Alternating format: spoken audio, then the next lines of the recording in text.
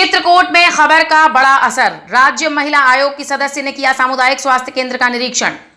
चित्रकूट देश के प्रमुख न्यूज चैनल खबर का हुआ दमदार असर। बीते दिनों चैनल द्वारा जिले के सामुदायिक स्वास्थ्य केंद्र शिवरामपुर में फैली अव्यवस्थाओं को लेकर दिखाई गई न्यूज का खासा असर हुआ है। आज चित्रकूट के दौरे पर आई उत्तर प्रदेश राज्य महिला आयोग की सदस्य प्रभा गुप्ता ने शिवरामपुर सामुदायिक स्वास्थ्य का औचक निरीक्षण कर व्यवस्थाओं का जायजा लिया। इस दौरान आयोग की सदस्य प्रभा गुप्ता ने कहा कि केंद्र और प्रदेश सरकार जनता को बेहतर स्वास्थ्य सेवाएं मुहैया कराने के लिए वचनबद्ध है। इसीलिए सभी चिकित्सक और कर्मचारी समय से उपस्थित रहकर मरीजों का बेहतर इलाज करें। अस्पताल में भर्ती मरीजों के भोजन का इंतजाम न होने पर प्रभारी चिकित्सा अधिकारी लखन स्वरूप गर्ग को कड़ी फटकार लगाते हुए नई एजेंसी का चयन कर भोजन सेवा बहाल करने के निर्देश दिए। और इस मौके पर जिला प्रवोशन अधिकारी राम बाबू विश्वकर्मा, महिला कार्यक्रम अधिकारी प्रिया माथुर आदि दर्जनों लोग मौजूद रहे।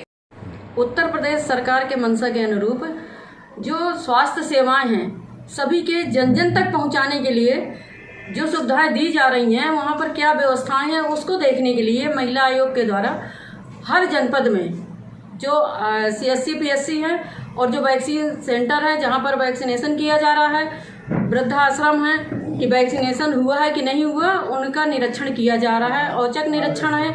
इसमें यह है कि जो वर्तमान सुविधाएं दी जा रही हैं महिलाओं को कि नहीं दी जा रही, जो सरकार द्वारा दी जा रही हैं। आज श्रीरामपुर का निरीक्षण कर क्या अवस्थाएं मिली आपको, क्या निर्देश दिए गए?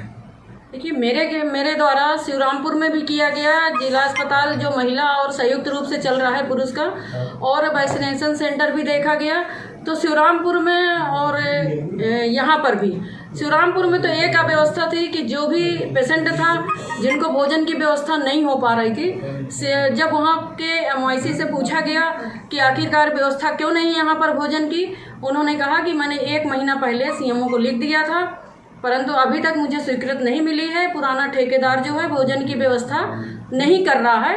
तो CMO से मेरी बात हुई है, उन्होंने कहा कि जल्दी हम लोग भोजन की व्यवस्था वहाँ पर शुरू करवा देंगे।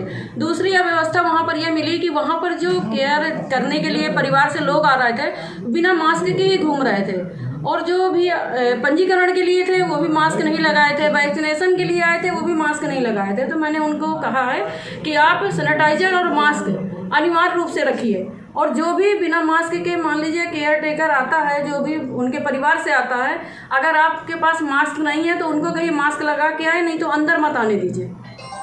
तो इस व्यवस्था के लिए उन्होंने कहा कि हम व्यवस्था करवा देते हैं। दूसरा, महिलाओं को जो नैपकिन देने की व्यवस्था है, वो नैपकिन की व्यवस्था नहीं की गई थी।